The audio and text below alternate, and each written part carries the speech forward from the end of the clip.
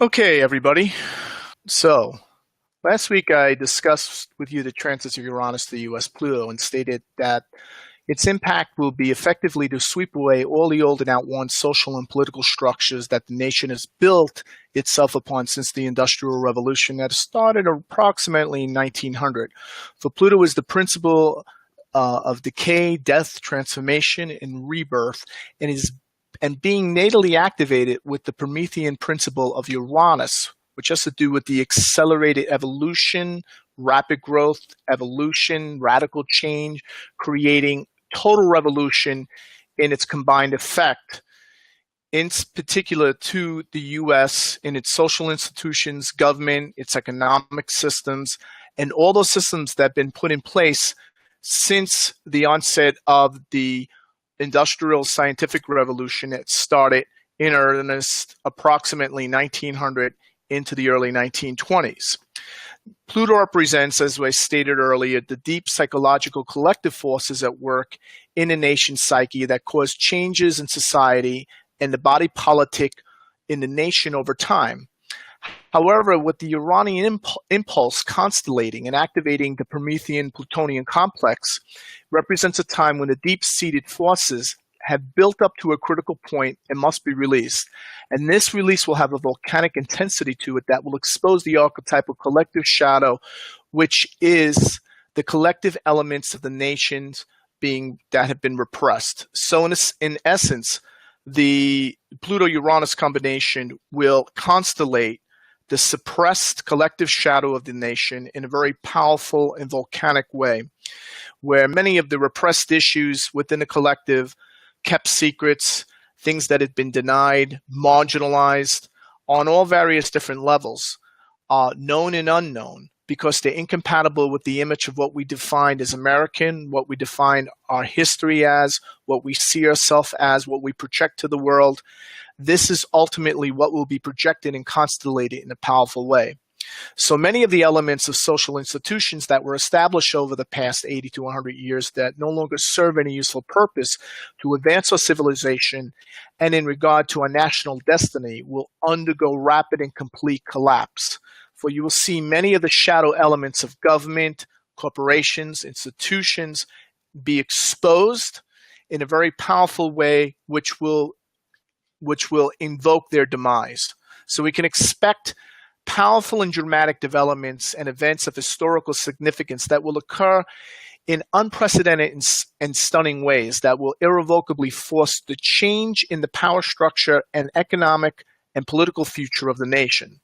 The constellation of Pluto in the U.S. horoscope augurs that we are in a painful transition as government at all levels is crushingly expensive, failing at its basic functions, and unable to keep its promise and live up to its social contract with its electorate, regardless what party takes power. It is not working, and it cannot continue as it is. And forces may be impersonal in terms of how it's affecting us all, in terms of the economic pressure that's being placed on us, the deleveraging that's hitting every household and family in America, and in terms of the lack of job opportunity, in terms of the regressive social upward mobility, in terms of the sense of moral desperation that people feel where government, regardless who they vote for, is no longer representative of fulfilling their social contract or meeting their needs. All of these things that are now happening may appear to be playing an impersonal role, but are necessary and will be vital in shaping the destiny, the individual destiny of all citizens in this country, and will be challenging the belief systems of the populace in such a way to move many to take massive action that ultimately will result in the inevitable end of the dysfunctional and corrupt government and social institutions.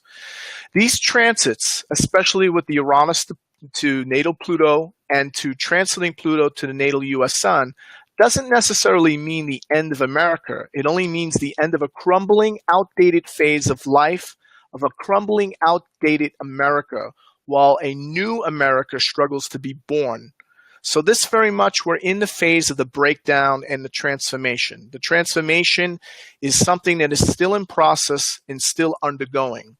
Now, with the upcoming solar eclipse on the 21st, we will see this all come to a head as it will reactivate many of the unresolved political and financial issues that emerged in 1999 with a deeply flawed financial system backed by debt and derivatives, and a menacing resurgence of epidemic demonization of collective psychosis and the seemingly inevitable violent global collision between radical Islam and Judeo-Christian or secular Western culture, each side projecting its collective shadow and perceiving the other as evil incarnate. Now, leading up to the 1999 dot-com stock market bubble melt-up was the 1997 capital outflows of emerging markets in Thailand, Jakarta, South Korea, and made its way up to Russia. The contagion spread to the United States, taking down the hedge fund long-term capital management on Wall Street that lost $4.6 billion in less than 4 months following the 1997 Asian financial crisis and the 1998 Russian financial crisis in late August of that year. Capital markets came within hours of complete closure by September 23rd, 1998, requiring financial intervention by the Federal Reserve, with the fund liquidating and dissolving in early 2000s. The lessons that should have been learned from that crisis was, one, the bank should have been broken up into smaller units. Two, derivatives should have been banned. Instead, we did the opposite. One, the Clinton administration, along with Congress and members in Congress and the Republicans in Congress, basically repealed the Glass-Steagall Act, which allowed banks to be hedge funds. The number two repeal was the swaps regulation, which allowed banks to create swaps and derivatives. Number three, what was repealed was the net capital rule for brokerages and dealers. So instead of a 15-to-1 leverage, we saw an elevation that was allowed for 30-to-1 leverage. And four, we implemented Basel II, which allowed the world banks to use even more leverage. So what we did after the 1998 crisis, in 1999, when all those repeals and modifications were made in 1999, is actually the opposite of what we should have done after the events. All right. So is it any surprise that 10 years later, in 2007 to 2008, we had an even bigger catastrophe that almost destroyed capital markets again? Now we are here today, not learning anything from 1998, not changing or modifying anything in 2008. We are on the verge of another meltdown. We are going to have another catastrophe sooner than later, and it'll be bigger in impact on the world stage, on the world economy, than the 2008 Lehman crisis. But the next one is going to be what they call in American baseball strike three, because we've had two major event warnings by the markets in 1997 and 98, and in 2007 to 2008 to drastically reform the financial system and restructure the economy, which didn't happen. So the third time around, it's going to be game over. And when this occurs, the crisis will supersede anything we have ever known, and the wealth transfer that will occur will be the greatest in history. For wealth is never destroyed, it is merely transferred, and that means for those in the know that are on the opposite end of every crisis is an opportunity. All right, so this Uranus-Pluto alignments that are directly impacting the U.S. Sun and the U.S. Pluto is going to present great opportunity for those who are in crisis. Every crisis grants an opportunity for the up-and-coming generation, all right, especially that pertains to the millennials and the Generation X's. And what we're going to see is a very acute and intense deflationary implosion of debt, followed by the emergence of a hyperinflationary crisis. And what we've been witnessing since June of 2009, when Barack Obama announced the end of the U.S. recession, the U.S. Great Recession, is the money illusion that occurs before inflation begins, when there is more money created and injected into the financial system, and the economy temporarily stabilizes and price of goods and services remains stable or low. not including real estate. Then at some point, the price level will adjust to the excessive money in the system and begin to dramatically move up once the velocity of money begins to increase. To date, the Federal Reserve has printed trillions and trillions of dollars to increase the money supply, but they have not been able to bend the velocity curve of money that is flowing throughout the economy, meaning they haven't been able to increase and create the right conditions in the general economy to inspire confidence in people like you, the consumers, to spend more money at the levels they did prior to 2008. And that is the only way possible for the economy, a consumption-driven based economy. 73% of our economy is based on consumption, not manufacturing, not services, but on consumption. And the only way to heal that economy through injecting all this liquidity is to get consumers to increase the pace of spending. All right, right? And by doing that, by increasing the velocity of money, the idea is they can inflate their way out of the crisis. However, again, what they're doing and everything they're doing to manipulate the markets and the mainstream media to encourage money spending, to promote inflation, to essentially inflate the economy and financial system out of this protracted deflationary crisis is not working. It's not working. It was very clear that is one of the main reasons Hillary Clinton lost the election, because Barack Obama essentially handed her a crisis, a broken economy that was in crisis. It was in crisis because the middle class was in crisis and is now in a worse state of crisis since we have seen no major reforms, no legislation, no change in taxes, no modification or reform to Obamacare. Things are going from bad to worse, and as this is happening, the markets continue to inflate. Now, recently, former Fed chairman, as I mentioned last week, Alan Greenspan, stated, "We are on the verge of a bond bubble bust," saying we are experiencing a bubble, not in stock prices, but in bond prices. The real problem is that when the bond market bubble collapses, long-term interest rates will rise. Greenspan stated, quote, "We are moving into a different phase of the economy, to a level of stagflation not seen since the early 1970s. That is not good for asset prices," close quote. The Fed widely expected to announce plans now because they believe the economy, in terms of the markets, is in a good place to begin its unwinding of its $4.5 trillion balance sheet. All right. They want to unwind all these toxic assets that they took off from all the banks in 2007, 2008, 2009, took off their balance sheet, took all those bad toxic instruments, all this bad debt that they held, and they're going to encapsulate it back into bonds and inject those bonds into the system. They're going to begin doing that in September. All right. And so they're going to do that while they'll scale back any form of liquidity or stimulus. And right now, it seems that equities markets are in a major melt-up mode, for the stock market is like Yellowstone. It's beautiful, but it has an active caldera volcano underneath it. In the 18 months ending in June, companies that had no earnings and were losing money outperformed those who were making money, while the second longest bull market in history, which also coincided with arguably with the worst economic growth numbers ever recorded since 2009. And that underpinning fact makes it obviously clear that markets are not sustainable.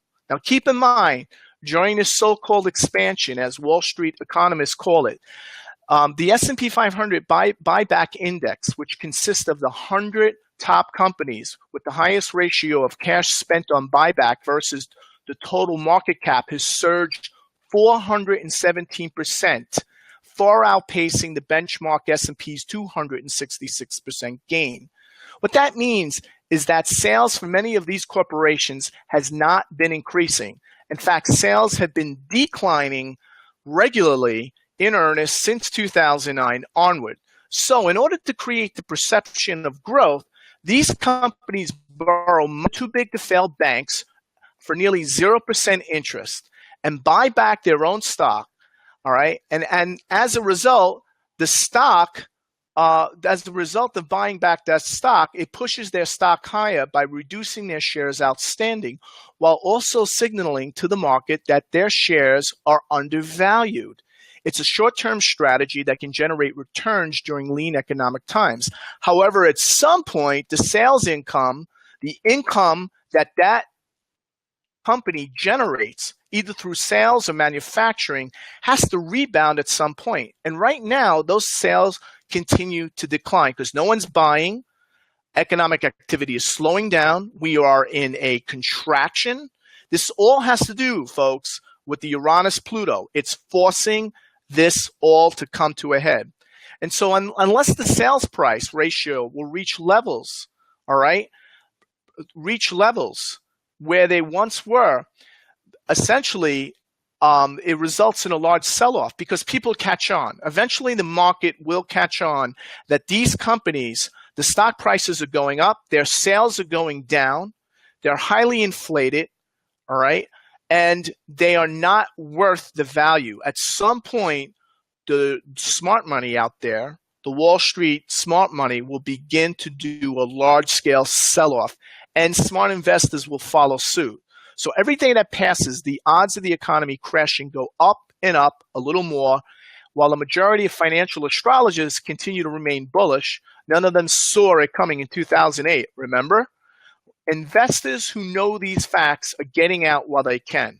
So while many of the financial astrologers tell me there's still plenty to go up in terms of the stock market, there's no problems with the bond market, Bitcoin's a fad, and continue to remind me of these facts, I want to let everyone know here, these were the same people that did not call the election correctly, did not see 2008 coming, all right, and did not see the rise of Bitcoin or the political changes this country would undergo at UAC 2012, where I attended all those financial and mundane astrology lectures. Nobody talked about a cryptocurrency revolution that was in progress, that began in earnest in 2009. All right.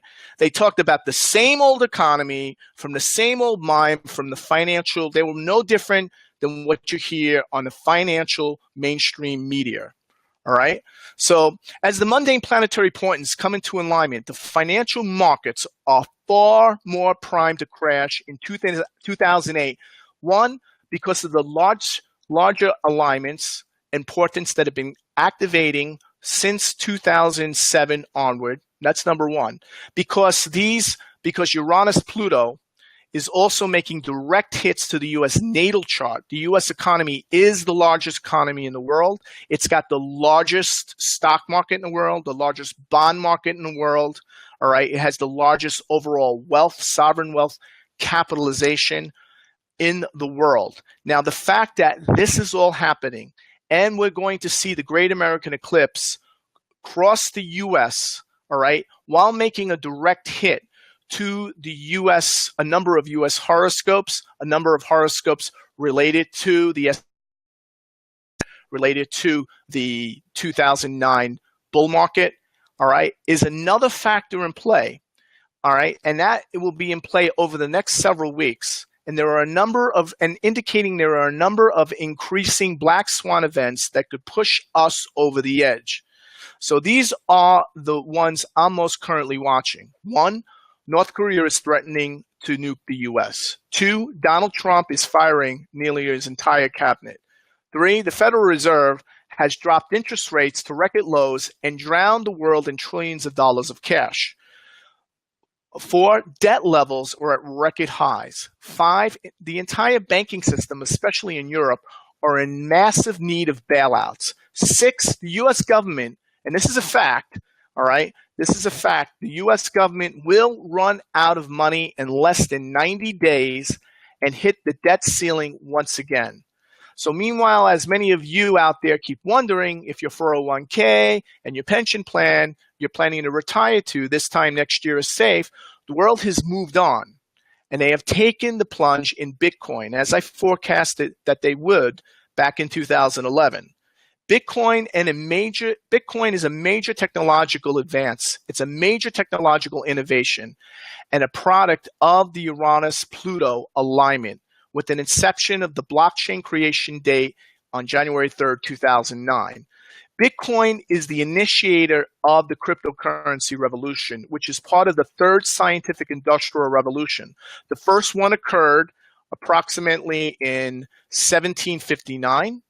The second one occurred in 1850, all right? And the third one is occurring now, all right? And when this type of revolution not only includes blockchains, it includes the Internet of Things, genetic engineering, 3D printing, artificial intelligence, driverless vehicles, second generation robotics, and smart machines. It also includes a new form of industry. It includes nanotechnology, and it includes Industry 4.0. So Bitcoin, along with cryptocurrencies, will continue to proliferate and grow significantly as the race towards a cashless world, that's right, a cashless world accelerates toward global financial reset. The closer we get to global financial reset, and reset essentially means where governments, corporations, both private and public, will be able to write off their debt and reset the value, all right? They'll be able to reset value based on the level of write-off. So essentially, governments go into a structured form of bankruptcy, and that is essentially the core of what global reset. Now, global reset is much broader than that, but it essentially means once everything's reset to a fixed value based on a new set of rules, based on a new paradigm, based on a new economic system. All right, as we move towards that, we will see people move their money, their cash in particular, especially in the third world, and you're seeing it happen in the United States as well, especially among the millennials and Generation X's who no longer believe in the baby boomer construct of wealth anymore. They are moving it into cryptocurrencies with a vengeance, all right? And I'm telling you right now, this is not going away. The astrologists in general have been a day late and a dollar short when it comes to this. I get constant commentary that this is just a fad, this is just another tulip bubble. Most of the people making that statement have never investigated what Bitcoin is. They don't understand blockchain technology. They have no experience of it, and they make these statements. They also are very critical of the astrology, all right, behind it, really not understanding very much about how major innovations occur during major outer planetary alignments. And those innovations game change the civilization over the forthcoming century. So for the belief that investing and using digital currencies, all right, the other problem is that many of them are behind the eight ball and not understanding that already 3% of the people who have websites out there, businesses, personal and small scale businesses, 3% are using Bitcoins as part of their online business model. Not just PayPal, not just Visa, not just MasterCard. They are now using Bitcoin. It's at 3%. It's projected to go nearly 10% by 2018 and to 19% by 2020. Now, why is 19% important? Because if you look back in history, the question is how many people, what percentage of the population participated in any form of change or revolution, economic, scientific, political, all right? 19%. 19% of the people back in 1471 in Italy jump-started the European Renaissance. 19% of the people, of the serfs in 1918 were responsible for invoking the Russian Revolution. It was 19% who actually participated in the American colonies for the American Revolution. It was 19%. It was 19% of any population pool that once they start moving in a particular direction, all right, that's congruent, the rest of the population soon follow suit. All right, how many cars had to be made when Henry Ford started making cars? What in some around 19, I think it was around 1914, shortly around the beginning of the First World War. He starts making his car, maybe a little bit earlier than that. But what percentage of people in the United States had to have a Model T Ford before it went from 4% to 90%? So around nearly 90% of Americans by 1930 had a Model T Ford or an equivalent car. All right. So all right. So 19%. So by 1921, it went from 4% of Americans just prior to the First World War had cars. All right. Most people didn't believe they needed to have cars. Then by 1921, it jumped to 19%. And once it hit 19%, by 1930, it was nearly 90%. So that's the type of thinking you need to start. You need to start looking at that, especially you financial astrologers, telling everyone that the markets are fine, everything is good, we're going to have a little bit of an adjustment here. No, when this comes down, it's going to be the greatest financial reset in the history of mankind. Not just in terms of the amount of money, but in terms of the impact it's going to have on everybody. This is going to impact everyone. Nobody gets out of this. And the only way the only way to get through this is to innovate. All right? And the innovation has to do with the cryptocurrency revolution. It's not the only way, but is right now the only way where people cannot get access to gold. More and more countries are not letting people get gold, to buy silver, or to hold it as a store of value. The laws get passed every day and in every way. And even if you can get it, you try and order it. You can't, you get delays on the orders, all right? The spot price of gold is far more higher than the listed price of gold. Yeah, it's listed for $1,200, but try and buy gold, 1 ounce of gold, and have it delivered to your house, all right, for $1,200. Good luck. It's more closer to $3,000. It's closer to $3,000. It's between $2,600 and $3,000. And even then, that gold is still not coming to your house. You will not get a definitive timeline when that gold will be delivered. That is the problem. They are slowing it down. They do not want you to have any other currency than the fiat currency system that is collapsing because of this paradigm shift. And because the U.S. World Reserve currency is the baseline behind all value, which is worth nothing, is completely printed up and exported out to other countries. All other countries have to use our money in order to operate, in order for them to trade, in order for them to buy oil, in order for them to function. They're all based on the U.S. dollar. All right, they have to buy our treasuries. Even OPEC is forced to buy our treasuries with our dollar, and they're forced to use the U.S. dollar, the petrodollar. So let me tell you something. That is all coming to an end. That's what reset is really all about. So people who say there's no way out of this, I'm telling you, there is a way out of this. Because, all right, for those who claim that cryptocurrencies are just speculation because it has no intrinsic value or store value, all right, or simply it's just another tulip mania bubble, whatever they want to call it, all right, and that's what they've been calling it for a long time, are simply ignoring the powerful, long-term, mundane astrological portents and the global trend that the world is going cashless, the world is going off the dollar, all right, and although no one can say how it's all going to turn out, what we do know is that the cards are stacked, the game is rigged, and everyone is now going to alternatives. They no longer have any trust in the system. No longer. So that is the real issue, all right? And it's really what Bitcoin has revealed. And cryptocurrencies, all forms of cryptocurrencies, is how antiquated the central banking system model and fiat model are. In fact, the emerging economic model makes the economic orthodoxies obsolete.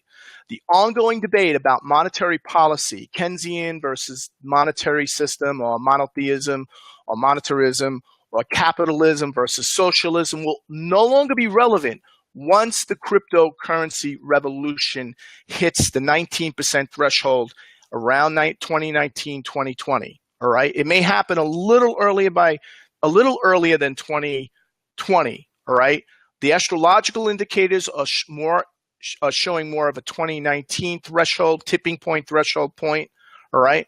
But that's where it's going. And guess what? When people ask me, William, why don't you just talk about the eclipse? I am talking about the eclipse. Don't you get it? All right. So don't ask me that question, because I've been telling you for weeks about the eclipse. I've given you more information about the eclipse than you'll get from most of these other programs that you're going to pay money for. Trust me, I'm trying to tell you what's going on here. All right. And for all of you saying to me, oh, just give me a quick tip on how I can get into Bitcoin.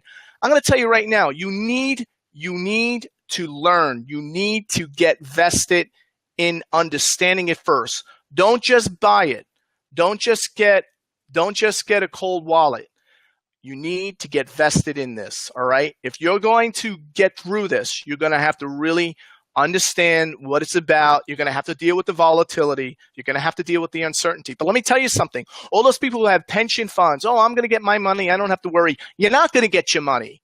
You're lucky if you're going to get 50% on the dollar when this is all over with. All right? And let me tell you something. That is showing itself now in Illinois, in Puerto Rico. Look at the funds now in New Jersey. They're all imploding. And let me tell you, it's going to come out and emerge in a powerful way when that Saturn-Pluto conjunction comes into alignment in 2018. So we can expect government regulation to clamp down, capital controls. And I certainly expect the government to put the squeeze on Bitcoin and cryptocurrencies. But here's what I have to say about that. The proverbial cat is already out of the bag. And let me tell you, digital currency will continue to exponentially change, improve, morph, and grow faster than anyone expects. Therefore, we can expect Bitcoin to become the de facto currency usage in both e-commerce and money transfers, and become the accepted commodity of significant store of value that eventually will reach parity or surpass precious metals. It will be the digital precious metals alternative. Not for the baby boomers. Them watching this will never accept what I am saying right now. I know that. I am not talking to you. You've already made up your mind. You're so vested in the dollar. I'm talking to the younger generation out there. The only way you can survive and to get through this, the only way you can have the life that equals or surpass what your parents experienced, is to start moving into different alternatives of living, lifestyle, learning, and most importantly, in terms of financials, currency. We're going through a global financial reset. It will disturb the currencies. It's all related to the Uranus-Pluto transits, the Uranus-Pluto alignments. This just goes beyond just the mere collective shadow that's now constellating. And yes, we do have a crisis. But that crisis that's going on right now in Asia has something to do with it's far deeper. It's far deeper. It's not just about who's going to throw a missile. This goes to a much deeper level. All right? It's a crisis between who's going to run the show, who's going to be setting the narrative, which nation state, which empire will set the narrative for the 21st century, all right? And that's a bigger issue. And that's something I'm going to address at a deeper level in my upcoming solar eclipse webinar, which will go into the nitty-gritty and we'll take a deep dive into the crisis that's accelerating, intensifying, right? So as we approach this Jupiter-Saturn-Pluto triple alignment, the show starts this month. And it will continue. So I have been talking about the eclipse, for those of you asking me about the eclipse. I have been telling you, this is going to go beyond just the fact that you're having a midlife crisis, just because you're going through a dark night of the soul.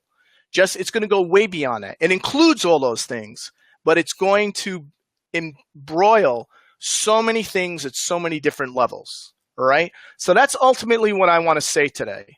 I want to say, and by the way, as many of you continue to sit on the fence about Bitcoin, about cryptocurrency, 62 Wall Street hedge funds are moving forward fast with it. Very, very fast.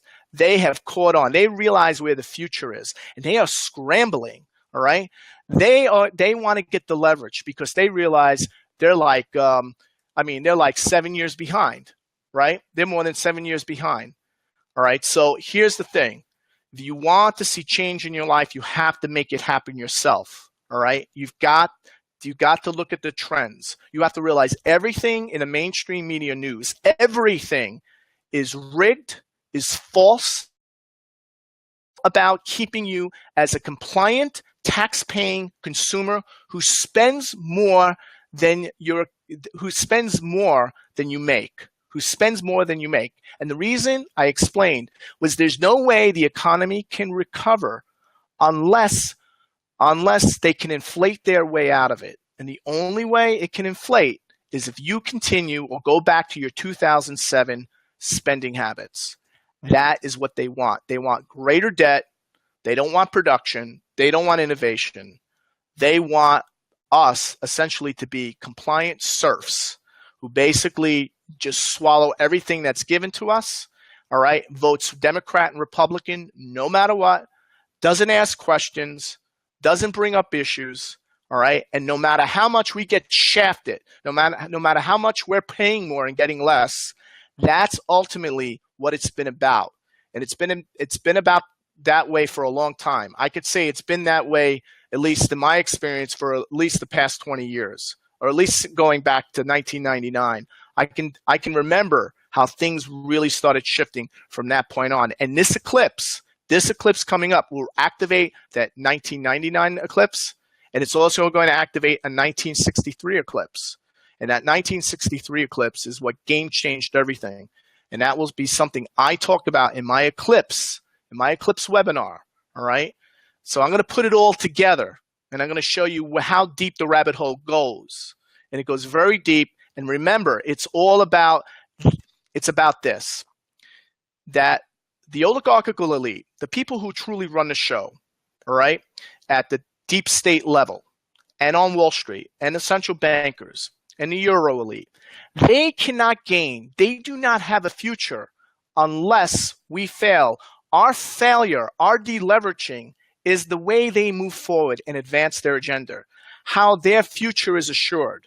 So we have a real civil war going on, but it's not a state against state civil war. This war is a much more complex three-dimensional chess war, and it's something that we need to start coming to grips with, all right, collectively. And astrology is out there. I mean, it's unbelievable. You're still operating, many of you, like we're still in 2012, all right? You're all talking about the Democratic Elizabeth Warren solution. That is just so, or you give me names here like, it's just ridiculous. We are just way beyond that point. And I'll tell you something, the plausible deniability, I thought the plausible deniability was definitely off the shelf once Trump got elected, but I could still see there's a little bit of regressive tug going on, all right? So it's time to move away from letting the past determine our future and becoming more futurist and seeing what are the trends. What is the technology we're not aware of that's going to become integrating into our lives, shaping our destiny, shaping the fabric of society? That's ultimately what we as astrologers need to think of moving forward, all right? How are we going to help people? By giving them that perspective. We give them that perspective, we can help really inform them to make very important critical decisions that will empower and emancipate them in a way never possible. So that's how I want to end it now. I'll take some questions, and I hope you like what I had to say today. Let me just see what questions we have.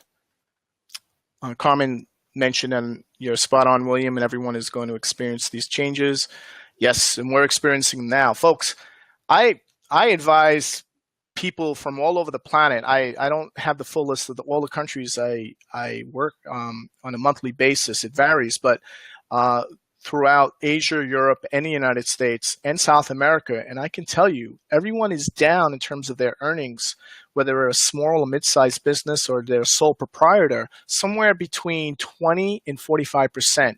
One client just called me, he said he's down over 50%. It keeps increasing. If you are suffering, don't think it's just only you. These are people who are, the people I'm talking about here have a phenomenal track record, are excellent business people, are proactive. They look at all the trends. They are very strategic in their thinking, and they are still down. And they're being told, I mean, the news out there says nobody's talking about this. Let me ask you a question.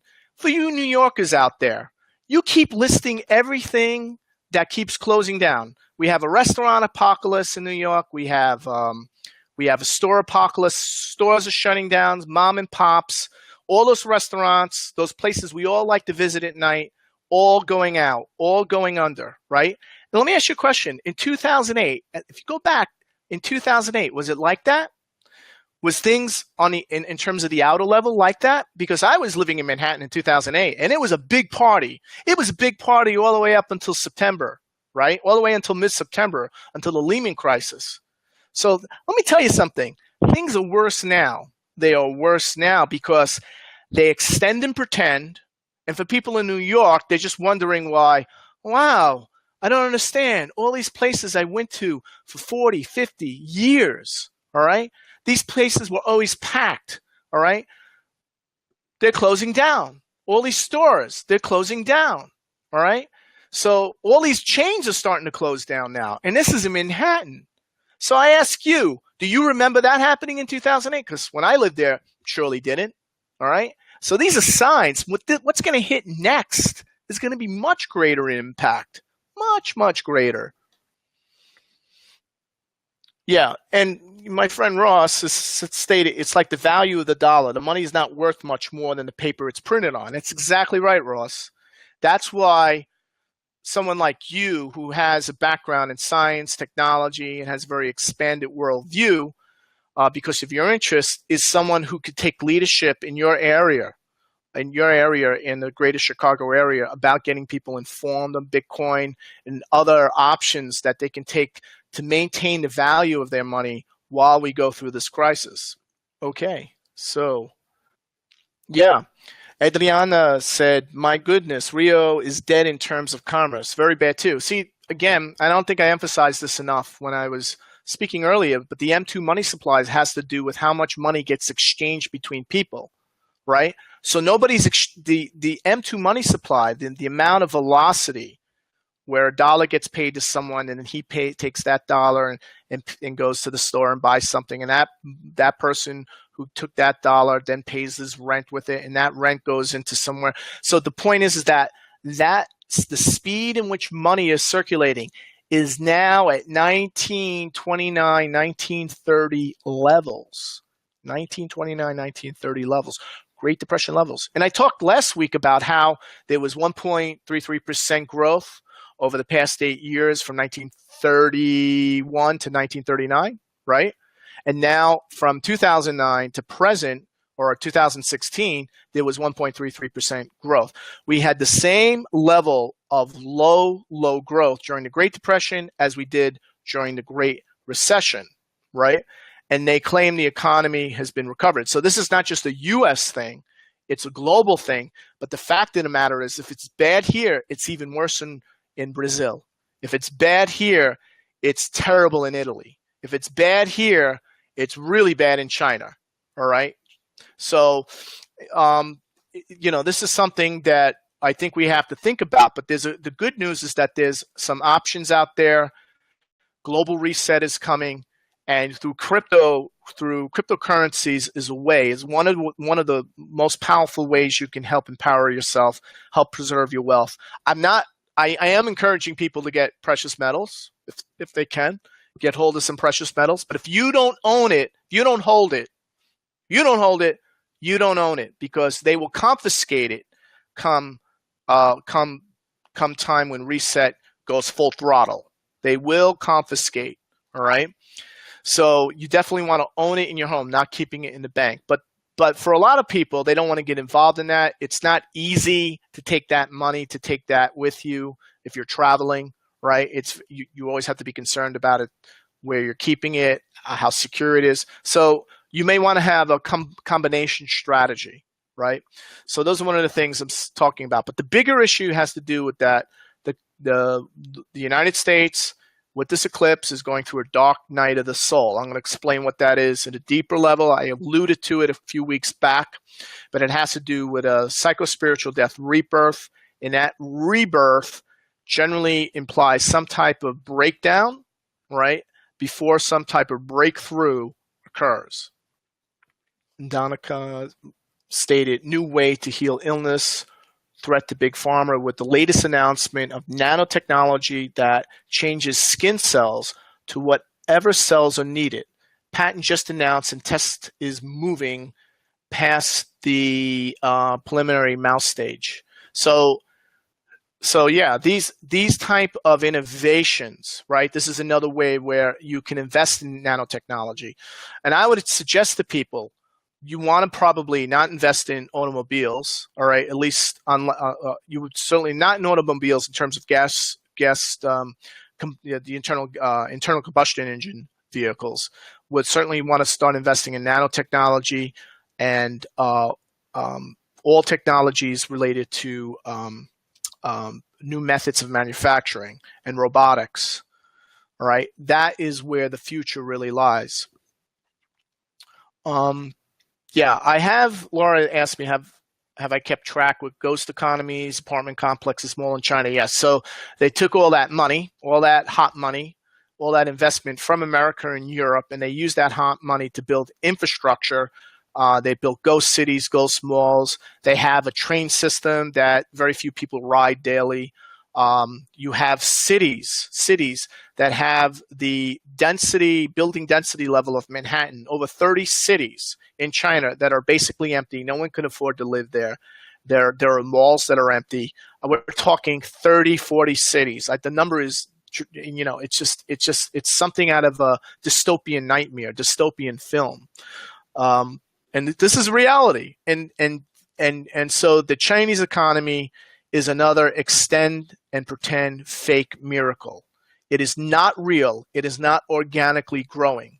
It is not organically growing. Yeah, and alternative methods of healing, all of that's coming online, all these new technologies. So again, this is a very broad subject, but I wanted to focus it on that eclipse because this eclipse is really pushing people over the edge, and we're in the eclipse zone right now. We had that lunar eclipse, I believe Monday night, and then we have this eclipse coming up on the 21st. So everything's going to be just really volatile, uncertain. People are just going to really, really feel out of it. People are a lot of expectations, things are going to fall through. It's also exacerbated by the Mercury retrograde. But in general, eclipses indicate tipping points, right? And I'm going to prove that out in my eclipse webinar. I'm going to prove that out in history, how they are tipping points that you didn't see coming.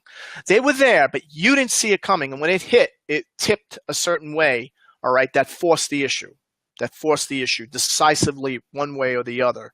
So that's another thing. We're all going through our own tipping points, and collectively, we're going through a tipping point paradigm shift. Thank you. I just want to thank some people who are giving me very nice accolades. I'm not recommending taking all your money out of the bank. We need to have checking accounts. We need to operate. I'm talking, you need to figure out a number that you could live with. I always ask people, how much money can you afford to lose? And they'll say, better question would be, how much money can you afford not to lose? Like, in other words, everyone has a different number. Some people say $100, some people say $1 million, some people say $10,000, $1 million, right? What is your core holding of wealth? Whether it's $1,000 or $1 million, you have to figure out what that number is. Once you have that number, you take that out of the banks and you put it into precious metals, you put it into Bitcoin. You decide what works and what's best for you. And that's ultimately what it comes down to when it comes to reset. When reset occurs, everything will be brought to its true value. Let me tell you something. Many homes in 2012 that were $486,000 are now over $1 million today in Southern California. When reset comes, they will be repositioned at their real intrinsic value, $400,000. All right. So anyone living in a home right now that thinks they're sitting on $1 million, no, That's not true at all. Anyone who thinks they have certain assets that they believe are in the millions, that number may not be true. That may not be the real intrinsic value and market value, because price discovery has been destroyed through the fake extend and pretend policies and economics that they put in place in 2009. So everything is distorted. Gold, you can't get gold for $1,200. You got to spend like $2,600, $2,800 to get that gold delivered. All right, that's called the spot price. Right? We should just call it the real price. The real price of silver. The real price of things is much greater than what they're listed on the markets. So that's something you need to keep in mind. And reset, by the way, will bring everything. Here's the thing about reset. Everything that you own, all right, everything that you own will go down in price. Everything that you need in order to live, all right, or to enhance or improve your business or life will go up. Will go up. That is going to be the core of the crisis. So that's why you want to definitely be prepared. The eclipse webinar will be Sunday, August 20th. It will be, you can go to my website, williamstickevers.com, and you will see everything listed. I'm doing this basically to get people really informed. Keep in mind, what I am going to say in this eclipse webinar would never be allowed by the NCGR or the AFA or AFAN or any of these other astrological organizations, because what I present is completely radical to their thinking, completely just beyond. It's too provocative. It's too disturbing. Right now, what I'm saying to some of these people who are members of that organization watching this are very disturbed and upset. But that's good. That's exactly what I want to do. I want to get it to them that they have been sitting on their laurels. It's not their astrology. It's their worldview that's antiquated. Their worldview is stuck in 1999, all right? And that's what's going to come home to them when that eclipse hits and strikes, especially those born in the 50s, all right? Especially those born in the late 40s, all right? They're the ones that are going to get hit very hard when that eclipse point hits their Saturn and Plutos. There's going to be a wake-up point. So that's what this is all going to be about. It's the eclipse webinar. It's going to be at least 2 hours. I'm going to have Q&A. And I'm going to be a whole no holds barred engagement.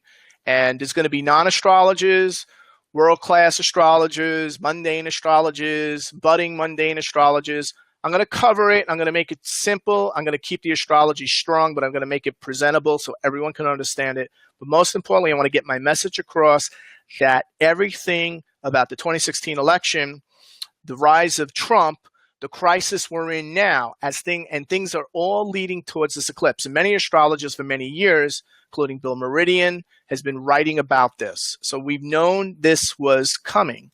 All right. And it just so it's happening now when all these proclamations and warnings are being made by the Wall Street elite, by the former Fed chairman. All right. Just when the markets are overheating, just when we see the real estate markets surpassing highs in 2008, we're seeing it all culminate and coalesce now. So this is really a tipping point on so many levels in so many ways. Yes, some of those, Karen signed up for the Eclipse webinar. Thank you very much. And, you know, I want to definitely, I'll answer a couple more questions, and then I'll sign off in a few minutes. But astrologers, Rockets is saying, astrologers say that only foolish people go to the paths of totality to view the eclipse, who will then be clobbered by the dark side. What do I have to say about this? So, well, in Vedic astrology, they discourage women and children to actually view the eclipse. They believe it can dispel disruptive energies, right? I don't know if there's any proof of that, but that's very much part of their belief system, and I honor that. I don't know about people getting clobbered by the dark side. I think if you got the eclipse on your Pluto or your Saturn or you're on your midheaven and you're going through some very heavy Uranus-Pluto alignments, or you'll be hit by, or if you've got like a 1 degree, 0 degrees, 1 degrees Taurus sun or moon, which will be hit by Uranus later in the year as the Saturn-Pluto conjunction occurs, I really believe they're going to get an encounter with the dark side. I mean, I believe that it's going to be a rough time for a lot of people, but it'll be a very rewarding and rich time for many people as well. It's going to be a very empowering time for the younger generation. This is the chance when the millennials and Generation X's are going to be able to catch up. They're going to be able to catch up now because that reset for the baby boomers who continue to remain in denial, not take proactive movements, not to do depression defense investing or reallocation, that particular generation is not going to be able to live the way they believe they were. And I think that's really the core thing that we're talking about. One of the core things. Yeah, Leo eclipse is the heart. It absolutely has to do with heart. It also has to do with gold, wouldn't you say? Randall brought up that. Randall made a good point, but I also think gold. I think we're going to see everything reset more or less to the price of gold. All right. Right now, Bitcoin and gold are having a competition with each other. Bitcoin surpassed gold, but they were pretty much in alignment. So we may see a reset of both gold and Bitcoin where they reach parity with each other. But something with gold is implied for sure. The fact that the eclipse is at in Leo. And by the way, when did the gold bull market begin? 1999, right? Gold was what, $300? If you put all your money in gold, if you would have put your money in gold instead of stocks, you'd be extremely wealthy today, right? So the gold bull market started in 1999, and well, that 1999 eclipse is definitively related by the Saros 145 cycle to the 2017 August 21st eclipse. So we're going to see something very big happen with gold. Yeah, so the growing pains, everyone's going through a tough period. I don't have any quick fix answer. I think the problem is if you try and implement quick fix answers and solutions, which many people in businesses do, all right, as a way to sort of, deal with things, you're really going to take, it's not going to work. All right. It's really going to end up setting you back further. So I really believe it's more about solutions. The solutions are not things we can quickly implement, but once we get more resourceful, we see how we start gaining traction. So I think a lot of people feel they've lost a lot of traction over the past few years, over the past 8 years. I hear that from a lot of my clients, and now they'll get a chance to get back on track and get that traction they're looking for in their lives. You're welcome, Adriana. There's always light at the end of any dark tunnel. So I don't want you to think that I'm being a doom and gloomer. All right. I'm just being very critical of astrologers who call me a doom and gloomer, because what I talk about is reality, not the fantasy that they're projecting about how the world ought to be based on when they were peaking in their lives. I'm talking about the reality that we are entering. And I'm talking about the reality where technology is going to be the driving narrative of our civilization. In fact, at some point, it's arguable that AI will replace humanity as the driving narrative of civilization. So so that's the reality I'm talking about, and I'm talking about the fact that we're moving to a cashless society one way or the other. And I believe, and I'm putting my money down on Bitcoin, will supersede any fiat currency and the defunct central banking system model that's based on debt. Not innovation, not generation of productivity, but debt. Okay, so I think I answered pretty much everybody's questions. How it's going to impact Canada. The Canadian economy is already imploding. It's in a very bad place. I've talked about this quite a bit with my mundane students. We've done a deep dive on the Canadian economy. And the Australian economy is in a very difficult place. In fact, I believe Australia will be hit harder than Canada. But the Canadian real estate bubble is going to blow and will deleverage the Canadian middle class dramatically in a bigger way than it will maybe in America, because of the level of because the pricing is reaching high catastrophic levels. All right, so here's the thing. The thing is, ultimately, is to take whatever I say, take what you can with it, and put action. Take some action. Don't just sit around, read a book.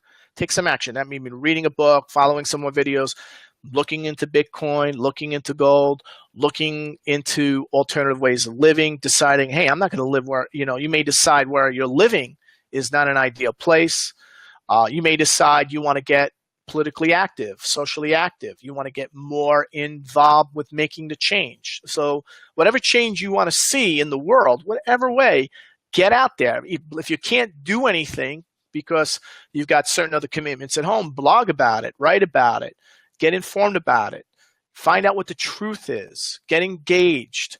All right. Don't come out and ask me or somebody else, hey, I know you know a lot about Bitcoin. Can you explain everything about how to get into it and blah, blah, blah. It doesn't work like that. You need to do your homework first. Do your homework first. Take this seriously. I think you all know this is just not going away, and it's not going to get better on its own. You're going to have to innovate and produce your way, and you're going to have to be much more strategic in your thinking, especially now over the next several years, all right? Because this is all coming to a head over the next several years. I think you all sense that.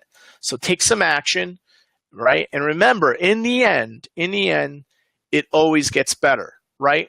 At the very end of World War II, at the height of World War II, all right, in 43, to the very end, nobody realized what type of civilization we would have 20 years later, right? The same could be said in the First World War. It always gets better, but we always seem to have to go through these rites of passage. And it seems like we're going to have to go through a much bigger rite of passage in ways that will shake our very deep philosophical foundations about who we believe we are as a species, about our past. I believe it goes much deeper than just the economy. All right. I've intimated that Donald Trump could be the disclosure president. I'll talk more about that in the Eclipse webinar. All right. This is where we're going. There's going to be a major shakeup. There is pressure for disclosure everywhere. We're hearing it from everybody who's very immersed in the disclosure industry, who understands, who has deep contacts with the people in the Defense Department, the deep state, many whistleblowers, right?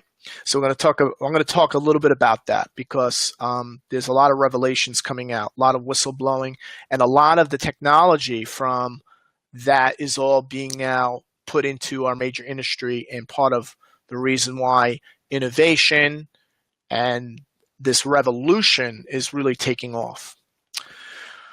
All right, so I'm going to end it there. I want to thank you very much for all attending. I look forward to your questions. I look forward to your commentary with my post. I'm new at this. I'm still improving how I'm doing it. I'm doing my best to get more comfortable with this medium, and hopefully I'll be able to integrate the charts more, and we could talk more about other things that are applicable to what you're looking to do with your personal life as well.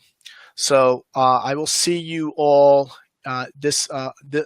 next Tuesday. I had to put it off for technical reasons, but hopefully next Tuesday I'll definitely be on, and we'll go more and take it to the next level about the issues going on with North Korea.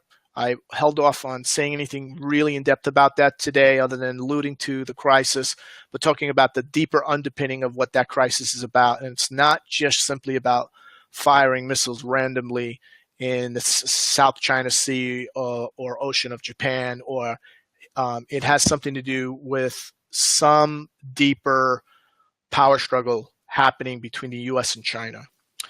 All right. So I'm going to end the broadcast, and I bid you all farewell.